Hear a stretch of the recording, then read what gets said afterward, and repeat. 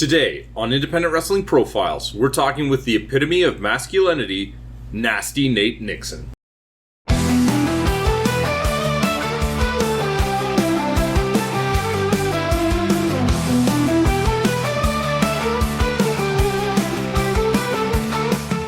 When did you first discover professional wrestling? When did you get exposed to it initially?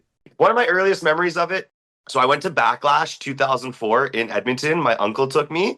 I would have been 9 years old. I remember really liking wrestling before then, but it's a little fuzzy and a little hard to specifically remember. But my uncle took me to that Backlash 2004 pay-per-view in Edmonton, and it was the homecoming of Chris Benoit after winning the world championship. Say what you want about him now, whatever, but 9-year-old Nathan in the moment, born and raised in Edmonton, I didn't get to see the Oilers win championships. They've never done that in my life. They've teased me a lot, but I've never gotten to see that. So Benoit winning the world title at WrestleMania was pretty darn, close to that for me as a kid, and the whole City of Champions moniker was a thing that you'd always heard about Edmonton. But for my lifetime, I'd never seen Edmonton win championships. So to see an Edmontonian win the biggest prize at the grandest stage of them all, WrestleMania 20. I mean, I was absolutely hooked, man. I was hooked for a good time. And then, yeah, unfortunately, my parents weren't the biggest fans. And then Benoit did what he did, and they used that as an excuse to not let me watch wrestling for a long time. And then fell out of it for a long time, got back into watching as an adult in my early 20s, and it was game over from there. Was there any sort of trigger event when you got back into it? Was it like a social thing? Was there a particular event? It was actually, I was working at Moore's selling suits at the time. And there was this girl I worked with, Nancy, and she would always put it on the TV because she thought the guys were hot. And this was this was Seth Rollins. It was Seth Rollins back when he had J&J Security. So it was one of my first memories of watching, getting back into it was when Brock Lesnar destroyed the Seth Rollins' car. I believe he took an axe to it or something, if that sounds familiar. It was something like that. He destroyed a car, ripped off. And that was one of my earliest memories of getting back into it, because I just thought that Seth Rollins guy was so cool. I thought he was unreal. Actually, sorry, I have another memory about getting back into it as an adult that was pretty funny. Was me and my buddy, we were watching Walking Dead at his house one time, and that was back when everyone was doing watch parties for Walking Dead. And we flipped on, the show ended, and we turned on the score, and SmackDown was on. Seth Rollins was on, and he was wrestling someone, I can't remember who, but I literally said to him, I was like, man, wrestling. You know who was always one of my favorites? Randy Orton. And it was right around the time when the RKO out of nowhere memes were on YouTube and stuff. And I was like, man, the RKO, I saw him RKO someone in 2004. It was unreal. And it was perfect, because I say that. I saw him RKO someone, man. It was unreal. And then the shot, I'll never forget that, because it was a zoom up of Seth Rollins is this part of him, and he's doing something, and all of a sudden it just zooms out. Randy Orton, RKO out of nowhere. And me and my buddy friggin' lost our minds. And then that was right around the same time as I was working at Moore's at that time. So those are both two things. I think maybe that happened. And then I was like, man, I gotta start paying a lot more attention to these hot guys on TV that Nancy's watching. Because goddamn, wrestling made me feel things that I forgot wrestling can make you feel, It was awesome. The RKO that you willed into existence. Basically, yeah, I'll agree with you. I'm not going to disagree with you on that. So a bit of a stop and start fandom as you're a kid, go away from it for a while, come back into it. When did you initially kind of start to feel the itch that maybe this is something that you'd like to take out of the spectator realm and try it out yourself? It was a couple of years after that. I was at one of our schools here for broadcasting, and I was taking TV broadcasting at the time. And I was in the third semester, which you do 3 in-school semesters, then you do a 4th semester where you're out working doing a practicum. And for the third semester, you do a TV show. Every week, everyone in the class, there's 12 students. You all take turns playing different roles, making a news show. It was called Nate Newswatch. Cringy name, but it airs on CTV2, and it was and it's actual news that airs, you know what I mean? And we would film it live. And so every week you would take a turn doing a different segment. I, being a young bro, obviously was really big into the sports section and thought I was going to be a sports reporter. So when you're the sports reporter for a week, you basically have to do a thing called the end zone challenge, which it's a big like 3 to 4 minute long on location video package you have to film. And the whole point of it is to teach the audience how to do something, how to do something sport wise. So I was like the fourth week, and one of the girls taught like how to do a slap shot, really basic. One of my buddies went to another one of my buddies who was a boxer at the time and like learned how to throw like a right hook and a jab, you know what I mean? But I thought like those were pretty basic. And then I had been getting into wrestling again at the time, and I was like, man, I want to do something with pro wrestling. Like, how can I didn't even know what it was at the time. And there was a guy in a semester below me, Alex Brewer, shout out Alex Brewer, and Jim K. Morrison. Both these guys, they were in the semester below me in radio, but they were into like, they were like they did like some wrestling stuff, you know what I mean? Or a little into wrestling. And so I was told to ask them, and I asked them, and they told me to contact Monster Pro Wrestling. I contact Monster Pro Wrestling, Massive Damage, tell him what I'm trying to do. He tells me I'm doing a mini camp this weekend, kid. 3 hours of basically beginner training, Saturday, Sunday. Come out, try it out, film it for me, make me a minute long commercial out of this that I can use for YouTube, and I'll let you do the camp for free. And I was like, sweet, okay. So I went out there. I had been into working out and stuff, and I had gone out there. So I was all right athletic, but I tried it, and I just like they ran me through some basic drills, and it was so fun, and it was a blast.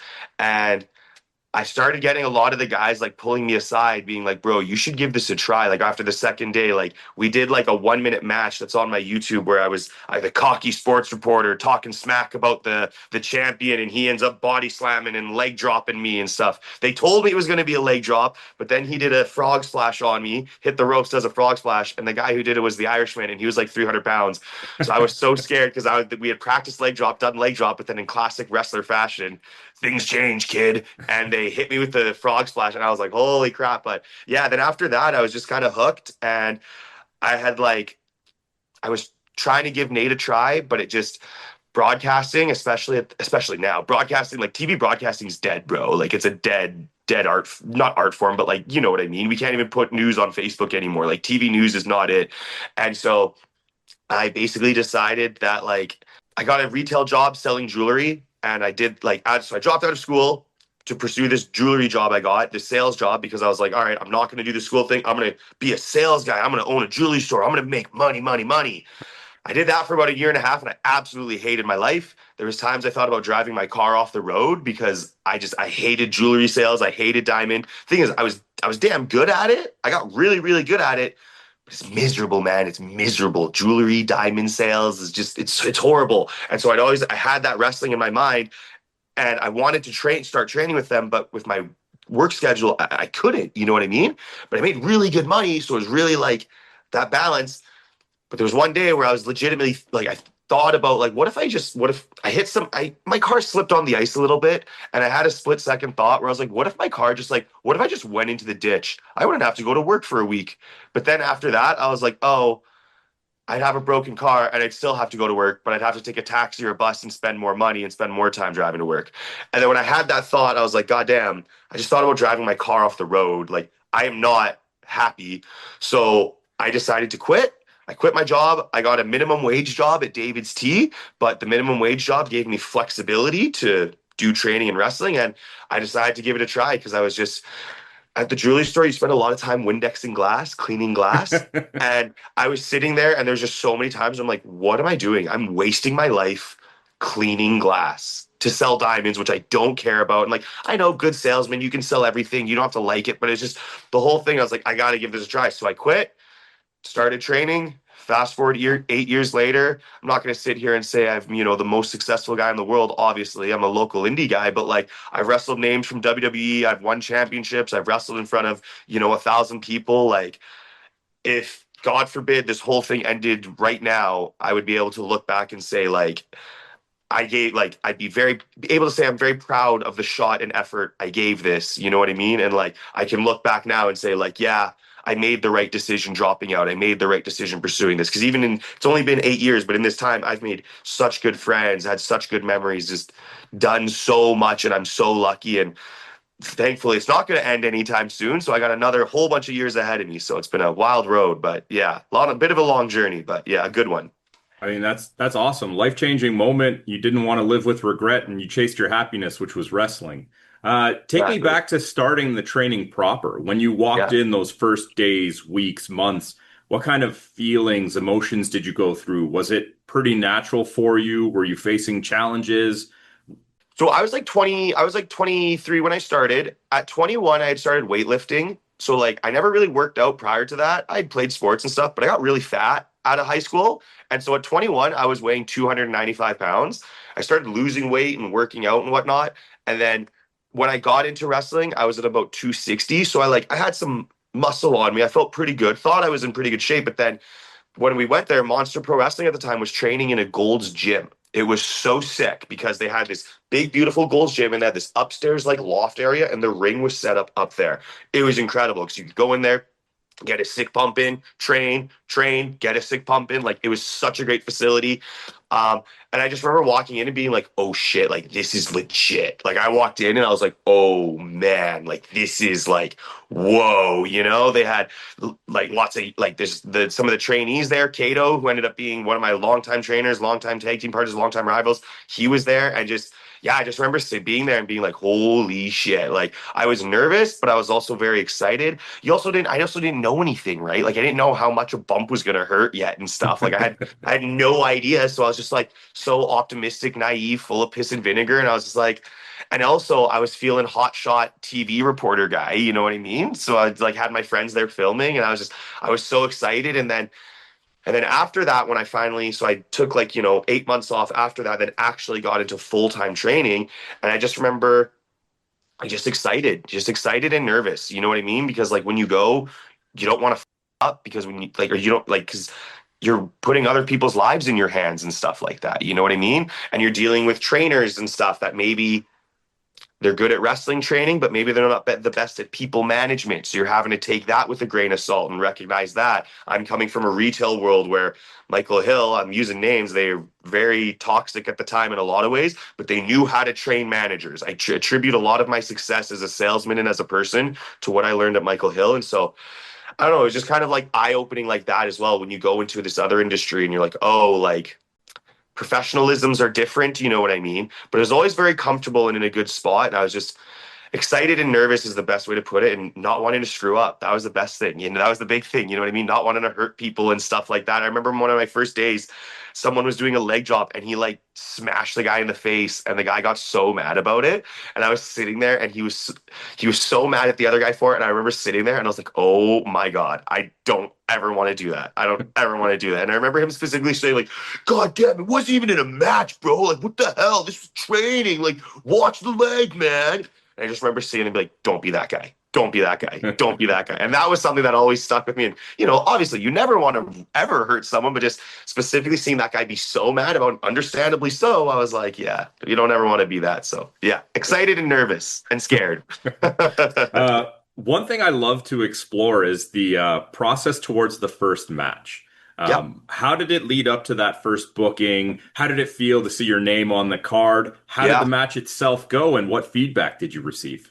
So the way it worked was at MPW was like you would train for like 3-ish months, but you'd kind of learn like how to do a match. You know what I mean? You'd learn fundamentals and stuff, but you were kind of trained more specifically how to do your first match, you know? Is it the best way of training? Maybe not, but it's a way of training. It's the way I was trained. And so I was doing a tag match. It was me and Kato, we were the Cat's Meow. I gotta attribute so much to Kato because that guy like really took me under his wing, and he gets so much more of like the presentation, performance, outfits, just like the presentation aspect of it. And I really got like we really my wrestling wasn't the best at the beginning, but we looked so good and we stood out because he was all about fashion and outfits, and I was very ready for anything. If I was going to do it, I was going to do it 100%. So it was me and him versus the Shark Club, TJ Roy and Sydney Steele. And match got announced. Sydney Steele was one of the first indie wrestlers I ever saw, and I remember seeing him. So my first like at an MPW show was I filmed. So I filmed the show for them first. And this was after the mini camp, and this was right before I started training. I filmed the show for them, and Sydney Steele came out, and I remember seeing that guy and be like, that's a legit wrestler right there. He had the trunks on, he had, big quads. He had some abs on him, big chest. He was tan. He had long hair at the time. He had like this bandana look going because he was being what was his gimmick? He was some Nova Scotia sailor guy, but he looked so cool. I remember being like, damn. So I was pumped to wrestle him. TJ Roy, I had trained with a little bit, and I was like, all right, all right. We had planned some stuff, planned some very basic stuff. Day of the match, I get there. I'm like, hey man, so excited. What do you think we're gonna be like? What are we doing today to TJ? And he looks at me and I don't know if he was ribbing me, but he looks at me. He's like, all right, brother, here's the plan. We're going to run a couple spots with Kato. We're going to tag you in. You're going to throw a line. I'm going to duck it, super kick, 1, 2, 3. And I was No. like, what? And he's like, yeah, brother. And I was like, seriously? And he's like, yeah, man, you're new. We're just going to get you in there. We'll shine up Kato a little bit. We'll get you in there. Let you throw that line, throw that super kick. That'll be it for the night. And I was like, okay. And like, again, new guy, not running to ruffle feathers and stuff. I'm just like, okay. And again, it's the day of the show. It's my first match. I've sold like 31 tickets. Like I've got like a good chunk of people in the audience to see me. And I'm just like having a mini meltdown. And then I'm like, do I go say something to the promoter? Because like maybe the promoter told him that. I don't want to snitch and like I don't want to say something and the promoter be like, yeah, you're not happy with that? Or like I don't know, anything. And I'm like sitting there and I'm just like, so I like don't really say anything. And like a couple hours go by, and then eventually Massive comes up to me and I'm like getting ready, and he's like, so how you feeling, kid? And I was like, oh, it'll be pretty easy. He's like, oh, well, what's easy? What do you mean? It's your first match. Shit, what's happening? I didn't think I trained you that well. And I was like, well, here's the plan. And he like hears that, and I got so relieved because the look on his face was just like, and he was like, and he's like, no, you sold like 30 tickets, kid. That's not what we're doing. Let me go talk to him. And he goes, talks to him, does his magic. They come back. They let me do a whole bunch more stuff, get some heat in, get some this in, get a little bit more in. They still beat me with the super kick, 1, 2, 3. Don't get it twisted, absolutely. But like, and to his credit, like, because I didn't want to come across as like snitching. I did not want to be like, oh, I don't want to like, I need to do more. But it was also like, I could also recognize, I'm like, bro, there's like 200 people in the audience. I've sold 30 of these tickets. Like, I can't just get super, like, I shouldn't just get super, like, but if that's what's best for business and that's the story, well, then that's what I'm going to do.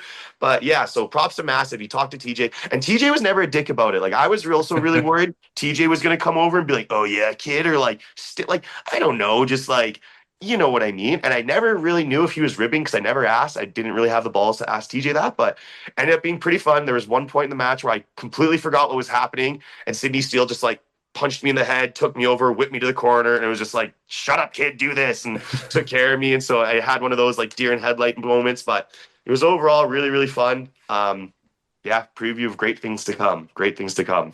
Let's pick your brain a little bit about character work. Yeah. Broadcasting background, retail, big part of wrestling is selling yourself, and clearly you have a mind for that. Talk to me a little bit about what you kind of intended with your persona initially, what you wanted a crowd to walk out of an event with thinking about you, and maybe kind of the thought process as you evolve that. So I had a pretty set like vision or idea in my head. So this is going to be a little bit of a niche reference, but like, oh, well, I'll start with the other one first. So for character wise, I originally, now again, when I say this, both these guys were not canceled. Both these guys were really like cool pop cultural icons and were like sick. I wanted Nasty Nate Nixon. I wanted people to, when they saw Nasty Nate Nixon or experienced Nasty Nate Nixon, to be like, the goal was I'm a mixture of Kanye West and Conor McGregor. That's what I wanted Nasty Nate Nixon to be. The loud, brash craziness of Conor McGregor, loud, brash, crazy artsiness of Kanye West, but the undeniable talent. And like this was right when I think when McGregor was doing like Mayweather McGregor, he was like on his rise still. You know what I mean? Kanye West was doing stuff like Power and like had good songs and wasn't awful in every way like he is now. You know what I mean? The irredeemable. God, that was one that I struggled with so long because I really tried to be like, oh, separate the art from the artist, separate the art from the artist. But his last run, these last like year, I'm like, bruh, you're so bad. I can't anymore. But anyways, that was like my plan. That was what I wanted, like kind of the fashion, the look, the loud brashness, the goddamn, he's annoying and awful, but you can't deny he's good. You know what I mean? So that was kind of the mixture of it. And then looks wise, I decided Ryan Fitzpatrick is an NFL quarterback. He was playing for the Tampa Bay Buccaneers at the time. And he was a career backup. Well, he was never a long-term first stringer, but he bounced between organizations. And he played for the Buccaneers one game. He threw like 400 yards, 5 touchdowns. It was unreal. And at the press conference, he came out wearing aviator shades. He had this sick beard, and one of his teammates made him wear their jacket thing, and so it was too small, and it had like his chest and chest hair all puffing out. If you look up Ryan Fitzpatrick, like Buccaneers, you'll see it. It was very iconic. It blew up huge during that sports media round. And it was also funny because he's like a Harvard graduate. And so he's there with his A sunglasses. He's looking like an older grizzled Tom Cruise from Top Gun Maverick. You know what I mean? I just remember seeing him and be like, that guy looks so freaking cool. So I let my chest hair grow out, really let the beard grow out a little bit. So that was kind of like the idea for the look and the character stuff. And then like watching wrestling, like I don't know, I feel like I've been lucky to kind of get that wrestling is more than just being a character fighting. Do you know what I mean? Like I feel like I always loved Benoit, but like you can't deny the Shawn Michaels stuff with him. And I guess I think of those three so much because they had those triple threats, you know what I mean? But like Benoit was really great, but let's call a spade a spade. He didn't have the most character stuff, you know what I mean? He was a badass in tights who could hit you really hard and grapple and stuff. But like, so I've always tried to keep that in mind of like, you need to be doing promos and stuff like that. If you want to stand out, you need to have other stuff with you, you know? So yeah, character work's always been very, very important to me. And unfortunately, the inspirations for my character are kind of hard to say now. So I'm kind of like, but I always preface it with like, when I started, this is before they were canceled and awful. Yeah, what we're going for. So I've already spoken with William and Rose, but I wanted to ask you in your words, kind of how did that tandem come together? Elevation. We all needed elevation. That's what we needed. It was, I'd been doing really well around Alberta, but then I came to LPW and I go on a losing streak like I've never been on before. 2024 was literally like one of my best years for wrestling, wins wise. 2025, we started on LPW and I lose like 9 straight matches. In that process, like me and William Taylor, how I know William is I employ him. I'm his boss. He works for me. He works for me. I manage Popeye Supplements. I'm the sales and training manager for Popeye Supplements in Alberta, and he works for me. So he started as a photographer back in MPW. We got to bros. I ended up hiring him. He works for me. So there had always been a thought about like, what if we did something together? He had always wanted to, and I was kind of like, all right, bro, whatever. And then after being at LPW and like going through so many losses, like I'm a self-aware guy. I like to think I'm not delusional. I'm very self-aware. And like when you lose 9 matches in a row, you're like, something's got to change. Something's not working. You know what I mean? It's like when I gained weight and all the way up to 295 pounds, it's like I am 21 years old and almost 300 pounds. Something's not working. I need to change something. So I'm not afraid to change something. So we got to talking about like maybe we should do something together, but he was also on a losing streak. We do a couple matches together and we're doing a bit better, but we're still just, there's something there. We're not quite able to figure it out. So then we hear that Rose is planning to come back from injury. Well, we start talking to Rose and getting to know Rose a bit better, and Rose gets to know us a bit better. And we realize that like, this might be the piece we're missing. Rose is this just ultimate kickboxer badass. And if you throw her in with us, there's just something there. You know what I mean?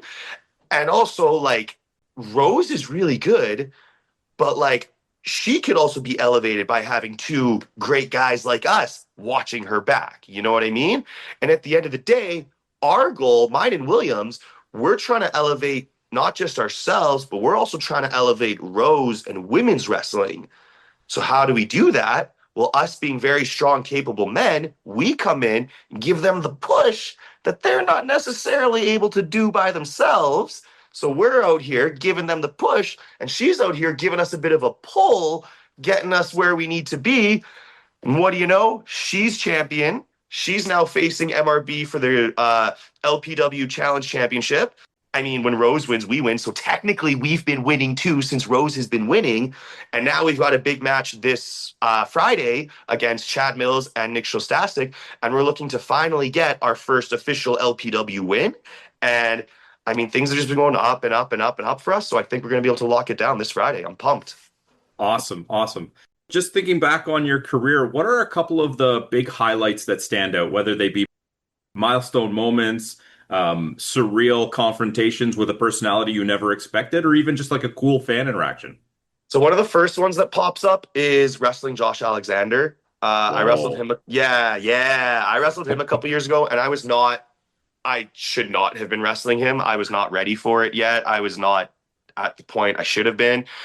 But I got into the match. They announced that he was coming, and his whole thing is Canadian strong style, and I love Japanese strong style stuff.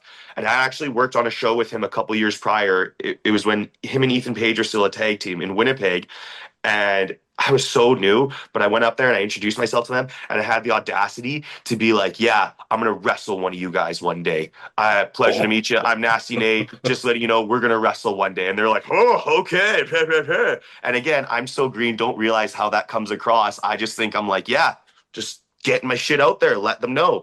So then we announce RCW, Real Canadian Wrestling, my home promotion in Edmonton, announces that they're bringing him in for 2 dates. And I went to the promoter Swig, and I was like, "Brother, I don't ask you for much. I'm a good guy. I do the things, but I am asking you now. I want to be the guy to wrestle Josh Alexander. Like, I want to be that guy." He gave it to me. I wrestled to him, and I gave Josh Alexander to me. I wrestled him in Calgary, and it was just such an eye-opening experience. He beat the living shit out of me.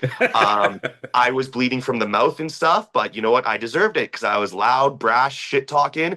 But like, he was so giving and gave me like, we did like a 30-minute New Japan G1 climax match, and like, it was just so eye-opening as to like, I he's so good. I have to get so much better. I have so much to learn.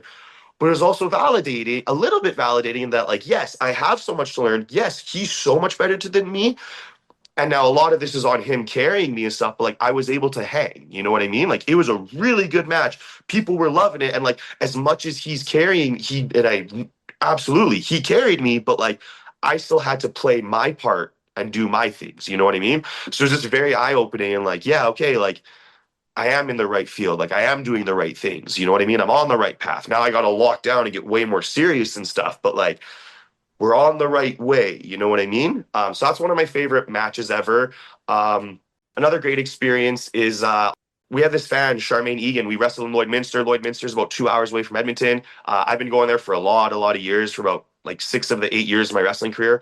And there's this fan, Charmaine Egan. She had multiple illnesses, diseases. She was in a really bad way, and I was her number one favorite. She bought lots of merch. She always came. She always had stuff. She was always cheering, always doing all the things. And unfortunately, she passed away.